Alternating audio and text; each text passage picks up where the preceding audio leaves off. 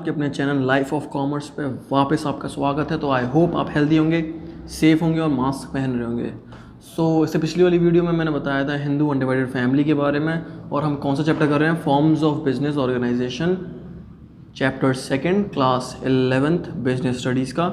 तो उसमें हम पढ़ रहे थे forms of private sector enterprises के अंदर हमने पढ़ा था सबसे पहले सोल प्रोप्राइटरशिप, जिसके अंदर हमने पढ़े थे फीचर, एडवांटेजेस एंड डिसएडवांटेजेस। फिर सेकेंड मैंने अपनी एक अलग वीडियो बनाई थी जिसमें मैंने पढ़ाया था क्या हिंदू अनडिवाइडेड फैमिली में वो जो फीचर वगैरह होते हैं वो पढ़ाए थे मैंने। और थर्ड वीडियो में पार्टनरशिप की बना रहा हूँ। तो मैं पहले बता दूँ, ये पार्टनरशिप का टॉपिक ये पूरा कवर नहीं कर रही है ये वीडियो पार्टनरशिप की नॉर्मल बता रही है, और मैं फीचर्स को एक्सप्लेन करूँगा बिकॉज पार्टनरशिप एक one of the most important topic और काफ़ी लेंदी टॉपिक है। तो उसको आराम से कुछ पार्ट्स में पढ़ेंगे पार्टनरशिप वाली वीडियोस को। तो आपको अगर ये वाला आइडिया सही लगा हो तो आप कमेंट में बता सकते हैं कि ये पार्ट्स में डिवाइड करने का आइडिया सही है कि नहीं। बिकॉज अगर मैं पार्टनरशिप का एक ही वीडियो में समझाने बैठा, पार्टनरशिप में पहली बात तो features, advantages, disadvantages and types of partnership forms, partnership documents, partnership deed वगैरह बहुत लेंदी चली जाएगी, लिटरली बहुत लेंदी चली जाएगी। तो इसीलिए मैंने क्या करा है कि छोटी छोटी वीडियो डालूँ ताकि आपके भी ऐसा नहीं लगे, प्रेशर नहीं आए सर पे कि यार इतना बड़ा टॉपिक। इसीलिए हम क्या करेंगे, छोटी छोटी वीडियोस बनाएंगे, उसमें जल्दी आराम से पढ़ लेंगे कॉन्सेप्ट समझते हुए। तो स्टार्ट करते हैं, पार्टनरशिप होती क्या है। तो पार्टनरशिप नॉर्मली बोलूँ तो क्या होती है, एक association of 2 or more people who agrees to jointly pursue a business activity. मतलब ये क्या होता है, एक एसोसिएशन होती है, मतलब एक तरह से संगठन होता है, ग्रुप होता है 2 या 2 से ज़्यादा लोगों का, मिनिमम 2 हो सकते हैं। जब 1 से ज़्यादा लोग होंगे तभी पार्टनर्स बन सकते हैं, मतलब मिनिमम क्या हुए 2, या फिर उनसे ज़्यादा भी हो सकते हैं। तो 2 या 2 से ज़्यादा लोग होते हैं, जब वो एक तरह से ग्रुप में आ जाते हैं, वो जब जुड़ जाते हैं और जुड़ने के लिए तैयार हो जाते हैं, किस लिए, एक कोई बिज़नेस एक्टिविटी को परस्यू करने के लिए। मतलब कोई बिज़नेस करना है, मानिए कोई बिज़नेस करना है और बहुत सारे लोग हैं, वो चाह रहे हैं कि यार हमारे पास इंडिविजुअली इतनी कैपिटल नहीं है, तो वो क्या करेंगे, वो जॉइंट हो जाएंगे एक दूसरे से, वो एक तरह से एसोसिएशन बना लेंगे एक दूसरे की, जिसकी वजह से वो क्या करेंगे, अपने अलग अलग रिसोर्सेज लाएंगे, अपने अलग अलग स्किल्स लाएंगे एक ही बिज़नेस को परस्यू करने के लिए, एक ही बिज़नेस एक्टिविटी को परस्यू करने के लिए। तो वो क्या हो जाएगी, पार्टनरशिप फर्म हो जाएगी। जब वो सारे पार्टनर्स वगैरह मिलकर जब एक फर्म बना देंगे तो वो क्या हो जाएगी, पार्टनरशिप फर्म, और वो सब क्या हो जाएंगे, पार्टनर्स हो जाएंगे वो। तो पार्टनरशिप फर्म में और पार्टनर्स में अंतर हो गया। तो और मैं एक और इम्पॉर्टेंट बात बताऊं कि वो पार्टनरशिप फर्म तभी कहलाई जाएगी या तब वो जब वो लोग सब जुड़ रहे हैं एक दूसरे से, तो पार्टनरशिप फर्म तभी कहलाई जाएगी जब वो एक पर्टिकुलर बिजनेस एक्टिविटी के लिए आए। मतलब बिजनेस एक्टिविटी होना ज़रूरी है। अगर मानिए भाई, मतलब चोरों का है झुंड बहुत सारा, मतलब चोर वगैरह हैं बहुत सारे एक दूसरे की जान पहचाने वाले, अब वो कह रहे हैं कि अब एक काम करेंगे, अब एक काम कर रहे हैं, पार्टनर बन जा रहे हैं एक दूसरे के, अब मस्त सी करेंगे चोरी। तो ये क्या हो गया, ये पार्टनरशिप नहीं हुई, ये इलीगल एक्टिविटी हो रही है यहाँ पर, इसीलिए पार्टनरशिप नहीं मानी जाती। अगर एक बिजनेस एक्टिविटी और एक लीगल एक्टिविटी, एक लीगल बिजनेस एक्टिविटी हो रही है, तभी वो क्या होंगे, पार्टनरशिप मानी जाएगी, और तभी वो क्या माने जाएंगे, पार्टनर्स माने जाएंगे। तो आई होप आपको ये वाला पॉइंट समझ में आ गया हो। और ये वाली मैंने डेफिनेशन पार्टनरशिप की, ऐसी वाली डेफिनेशन इसीलिए लिख दी है बिकॉज ये वाली डेफिनेशन अगर आप आंसर में लिख के आए, जो आपका क्वेश्चन वगैरह दिए जाएंगे क्वेश्चन पेपर में, अगर वो वाला ये वाली डेफिनेशन लिख के आए तो मैं बता दूं एक अलग ही इंप्रेशन बनेगा उस क्वेश्चन का। अगर जो इंडियन पार्टनरशिप एक्ट 1932 के अकॉर्डिंगली जो हमारी वो है डेफिनेशन है, अगर वो आप आंसर में लिख के आए तो लिटरली अलग ही इंप्रेशन बन जाएगा। और मैं चाहता हूँ कि आप ये सब याद करें, जो डेफिनेशंस वगैरह होती हैं वो भी ऐसी, वही मतलब कोई जो बहुत इंपॉर्टेंट इंडिविजुअल था उन्होंने जो दी हैं डेफिनेशंस वगैरह, वो आप याद करें और वो आप क्वेश्चन में सबसे पहले लिखें, तो अलग ही इंप्रेशन आएगा, और उसकी वजह से आपके नंबर बढ़ने के चांसेस बहुत ज़्यादा हो जाएंगे और नंबर घटने के चांसेस बहुत कम हो जाएंगे। तो partnership is the relationship between 2 or more persons, बता चुका मैं, मिनिमम 2 या उससे ज़्यादा भी हो सकते हैं। Who have agreed to share the profit of the business, मतलब वो अपने जो प्रॉफिट वगैरह हो रहा है बिजनेस में वो शेयर करने के लिए तैयार हैं। Okay, profit of the business carried on by all or any of them acting for all. तो मतलब ये क्या हो गया, ये वाली लाइन कह रही है carried on by all or any of them acting for all. तो ये क्या कह रही है कि या तो सारे के सारे पार्टनर, मतलब मानिए अगर 40 पार्टनर्स है तो वो क्या कर सकते हैं कि 40 के 40 पार्टनरशिप फॉर्म में बैठ जाए, कुछ ना कुछ एक्टिविटी करते रहें, या फिर कोई एक या 2-3 पार्टनर बैठ सकते हैं उन 40 पीपल के बिहाफ पर, और जो डे टू डे एक्टिविटीज़ होती हैं, जो मैनेजरियल एक्टिविटीज़ होती हैं नॉर्मल की, वो देख सकते हैं। और बाकी जब कोई बहुत इंपॉर्टेंट डिसीजन लेने हों पार्टनरशिप फॉर्म के, तो 40 के 40 को बुलाना पड़ेगा। तो मैं बता चुका हूँ, ये वाली डेफिनेशन याद करना और ये वाली डेफिनेशन लिखना बहुत ज़रूरी है। तो अब हम बात करते हैं सेकंड क्या है हमारा फीचर। अब हम देखेंगे फीचर क्या होते हैं पार्टनरशिप फॉर्म के। ये फीचर बोलो या इसे बोल सकते हो कैरेक्टरिस्टिक्स बोल सकते हो, तो ये दोनों चीज़ सेम ही हैं। क्वेश्चन में अगर कैरेक्टरिस्टिक्स पूछा है तो फीचर ही आपको लिखने हैं। तो अब हम बात करते हैं सबसे पहले क्या हो गया फॉर्मेशन। तो मैं बता चुका हूँ पार्टनरशिप किसके अंदर आती है, इंडियन पार्टनरशिप एक्ट 1932। उसने डेफिनेशन भी दी है, दी इंडियन पार्टनरशिप एक्ट 1932 ने डेफिनेशन भी दी है ये वाली। तो पार्टनरशिप किसके अंदर आती है, इंडियन पार्टनरशिप एक्ट 1932 के अंदर आती है, govern by Indian partnership act 1932। और ये पार्टनरशिप एग्जिस्टेंस में कब आती है, जब एक लीगल अग्रीमेंट, मतलब एक अग्रीमेंट हो जाता है between partners to share the profits. तो partnership firm, partnership, normal partnership एक एग्जिस्टेंस में कब आती है, जब एक लीगल अग्रीमेंट हो जाता है बिटवीन पार्टनर्स, जैसे हम क्या बोलते हैं पार्टनरशिप डीड। तो मैं पार्टनरशिप डीड को एक प्रॉपरली पूरी वीडियो बना दूंगा, उसमें अच्छे से समझा दूंगा पार्टनरशिप डीड क्या होता है, उसके होने से क्या फ़ायदे हैं, उसके ना होने से क्या घाटे हैं। तो प्रॉफिट मोटिव इज़ देयर। तो जैसा कि हम जानते हैं एक बिज़नेस है, बिज़नेस का one of the main motive क्या होता है, एक प्राइवेट सेक्टर का one of the main motive क्या होता है, प्रॉफिट अर्निंग। मैं प्राइवेट सेक्टर वाले टाइम पे बता चुका हूँ कि मेन मोटिव क्या होता है, प्रॉफिट अर्निंग। और ये प्राइवेट सेक्टर का हिस्सा है, मतलब इसका भी क्या मेन मोटिव होगा, प्रॉफिट अर्निंग मेन मोटिव होगा। तो आई होप ये वाला फॉर्मेशन वाला समझ में आ गया हो कि जो पार्टनरशिप की फॉर्मेशन है वो इतनी कॉम्प्लिकेटेड नहीं होती, बट थोड़ी बहुत लीगल रिक्वायरमेंट्स होती हैं उसको फॉर्म करने के लिए। उसमें पार्टनरशिप डीड होना ज़रूरी है। अगर उससे नहीं बनाएंगे या फिर अपनी फॉर्म को रजिस्टर नहीं करवाएंगे पार्टनरशिप एक्ट के अंदर, तो फिर काफ़ी प्रॉब्लम्स हैं जो फेस करनी पड़ती हैं पार्टनरशिप फॉर्म को। तो अब हम देखेंगे liability, one of the most important point, one of the most important feature of partnership form. वो कौन सा, हमारा लायबिलिटी। तो ये बता रहा है कि liability of all members of the partnership form is unlimited.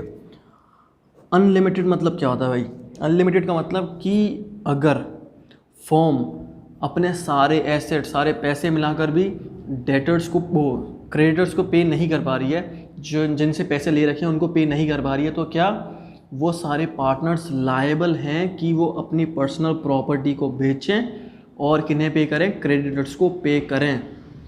तो मतलब अगर फॉर्म पे नहीं कर पा रही है, अगर वो सब इंसॉल्वेंट हो गई है, तो उसके बाद क्या होगा, इनकी पर्सनल प्रॉपर्टी को भी बेचा जा सकता है, किस लिए, लोन को पे बैक करने के लिए। तो इसी का मतलब क्या हो गया, अनलिमिटेड लायबिलिटी। लायबिलिटी क्या हो गई यहाँ पर, अनलिमिटेड हो गई, पर्सनल प्रॉपर्टी तक बात आ जाती है। तो अब हम बात करते हैं partners are individually and collectively liable to pay back the debt of the firm. तो ये वाला पॉइंट मैं भी आपको समझा दूंगा। एक नेक्स्ट इस वाले फीचर में एक पॉइंट और है जिसके थ्रू ये वाला पॉइंट समझ में आ जाएगा, उसके थ्रू समझा दूंगा मैं ये वाला पॉइंट। तो अब हम देखते हैं थर्ड वाला। थर्ड वाला क्या कह रहा है, रिस्क बियरिंग। तो profit to be shared in the ratio specified in the agreement. Agreement कौन सा होता है हमारा, पार्टनरशिप डीड। जो पार्टनरशिप डीड होता है ना, तो उसके अंदर अग्री करा जाता है कि हम इतने पार्टनर, इतने शेयर में, इतने परसेंट में, इतने रेशियो में हम प्रॉफिट्स को बांटेंगे, इस रेशियो में प्रॉफिट्स को डिवाइड करेंगे।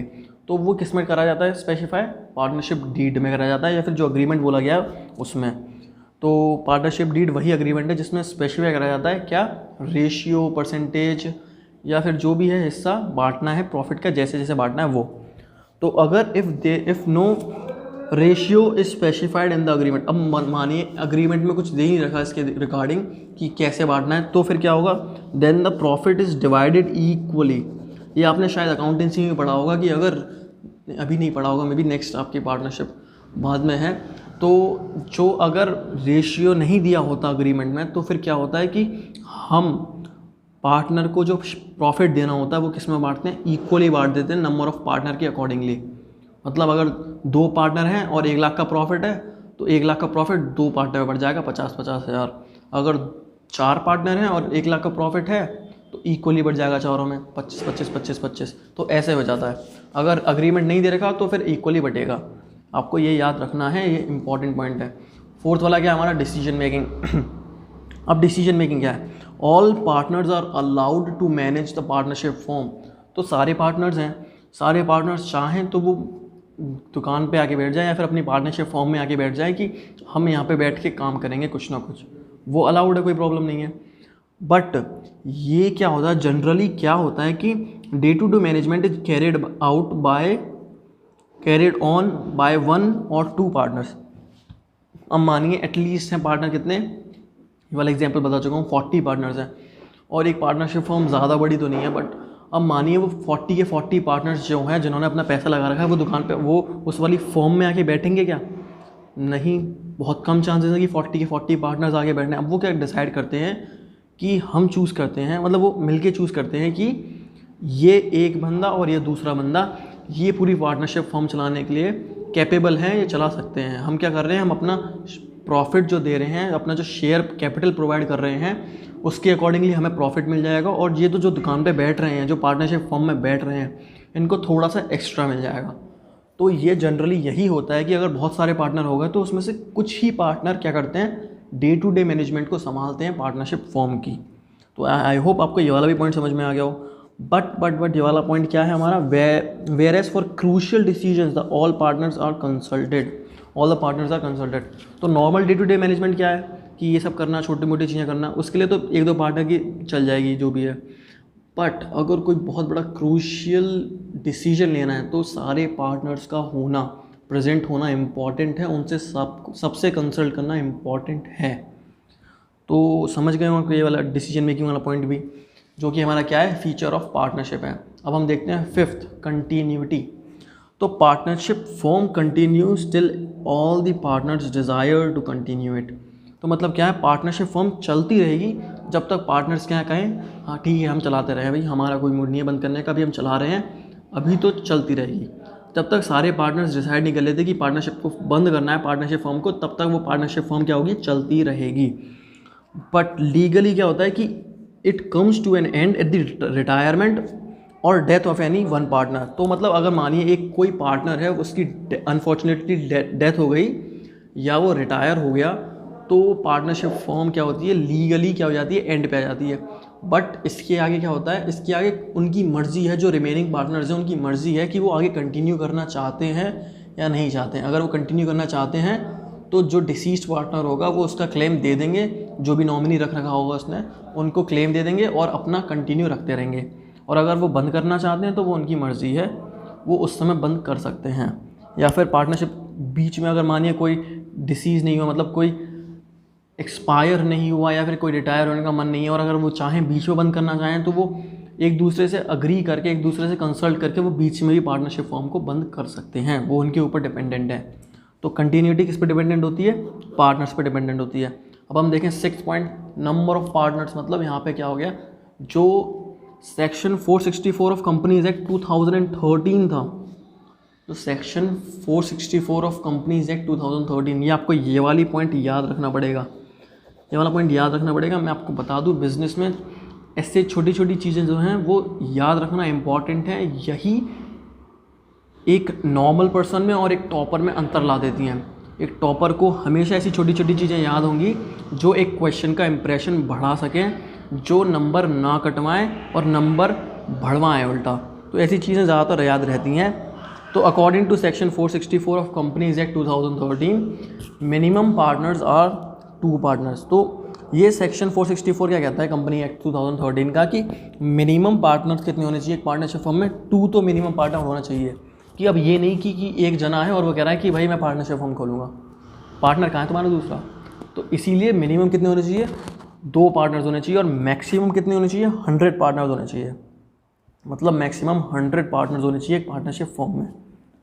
तो अब हम देखते हैं एक नया वाला जो था हमारा, at present as per rule 10 of companies act 2014, I am so sorry, ये मैं ACCA वाला हूँ ना, तो मेरे को थोड़ी सी ऐसी आदत हो गई है ऐसे लिखने की 20x4। तो at present the as per rule 10 of companies act 2014 maximum number is 50। तो मिनिमम नंबर तो सेम रहे, मिनिमम कितने रहे, 2 रहे, बट मैक्सिमम पहले कितने थे, 100 थे, फिर अब 2014 में क्या कर दिया गया, उन्हें बोल दिया गया मिनिमम नंबर तुम कितने रहोगे, 50 रहोगे। तो आई होप आपको ये वाला समझ में आ गया हो। ये वाला पॉइंट तो याद करना ज़रूरी है। ये पार्टनरशिप का बेसिक पॉइंट है कि मिनिमम और मैक्सिमम नंबर कितने होते हैं। ये तो कभी भी कोई भी पूछ लेगा, कहीं पे भी आ जाएगा। ये ऑनलाइन एग्ज़ाम हुए, MCQ वगैरह हुए, ये कभी भी पूछे जा सकते हैं। ऐसे छोटे छोटे क्वेश्चन तो कभी भी पूछे जा सकते हैं, कहीं पर भी। तो अब मैं बात करूँ one of the most important feature, mutual agency relationship. Mutual agency relationship ये क्या कहता है कि every partner is the owner as well as the agent of the firm and agent of other partners. तो ये कहते हैं कि हर एक पार्टनर क्या है, एक तो ओनर है, जो हर पार्टनर है वो ओनर भी है, और एक एजेंट भी है फर्म का। मतलब वो फर्म के अकॉर्डिंगली काम भी कर सकता है, फर्म के एज अ मीडिएटर काम भी कर सकता है, और जो अदर पार्टनर है उनके भी एज अ मीडिएटर काम कर सकता है। इसको नॉर्मल भाषा में बोलूँ तो एक पार्टनर जो है वो ओनर है, और वो पार्टनर, वो अकेला पार्टनर पूरी फर्म के बिहाफ पर कोई डिसीजन ले भी सकता है, और जो बाकी सारे पार्टनर हैं उनके बिहाफ पर भी डिसीजन ले सकता है वो पार्टनर। तो ये क्या दिखाता है कि this shows that the act of one partner are binding on other partners. तो मतलब ये कहता है कि जो एक पार्टनर काम कर रहा है, वो पार्टनर, मतलब एक पार्टनर ने डिसीजन ले लिया तो वो दूसरे पार्टनर्स जो भी हैं वो भी बंध जाएंगे उस डिसीजन से कि हाँ अब हमें भी इसके साथ कंटिन्यू रखना पड़ेगा, इस डिसीजन के साथ। अगर उनका मन हो या ना हो, उन्हें कंटिन्यू रखना पड़ेगा। वो बाइंड हो चुके उस डिसीजन से, उस एक पार्टनर के अकॉर्डिंगली। तो each partner is entitled to take part in the management and enter into contract with outsider. तो हर एक पार्टनर के पास क्या है, राइट है, एक तो मैनेजमेंट में काम करने का, मतलब मैनेज करने का बिजनेस को। कभी भी आके वो कहीं भी मैनेज कर सकता है, पूछ सकता है कि ऐसा हो रहा है तो क्यों हो रहा है, ऐसा नहीं हो रहा तो क्यों नहीं कर रहे तुम ऐसा। तो वो कभी भी कर सकता है, उसके पास राइट है। और उसके पास एक और राइट क्या है कि वो किसी भी आउटसाइडर के साथ कभी भी कॉन्ट्रैक्ट में आ सकता है। और अगर उसने कॉन्ट्रैक्ट अकेले ने साइन कर लिया और बिना किसी से कंसल्ट करे, तब भी बाकी सारे जो पार्टनर हैं जिनको पता भी नहीं है, वो भी उस पार्टनर की वजह से उस कॉन्ट्रैक्ट का हिस्सा बन गए। अगर कोई लॉस हुआ तो वो उनको भी लॉस होगा। तो आई होप आपको ये वाला पॉइंट समझ में आ गया हो। इसी का ये वाला मैंने अब आपको समझा ही दिया है, म्यूचुअल वाला, रिलेशनशिप वाला। तो ये partners are individually and collectively liable to pay back the debt of the firm. तो अगर एक पार्टनर कुछ ऐसा काम करता है जिसकी वजह से प्रॉब्लम हो, जिसकी वजह से लॉसेस फेस करने पड़े, तो एक वो अकेला पार्टनर नहीं, वो कलेक्टिवली सारे पार्टनर को भी क्या करना पड़ेगा, लायबल होंगे क्या करने के लिए, लोन को वापस पे करने के लिए। तो आई होप आपको समझ में आ गया हो। अगर मेरी वीडियो पसंद आ रही है तो लाइक करें, चैनल को शेयर करें और चैनल को सब्सक्राइब करें एंड करवाते रहें। Thank you and have a very very nice day.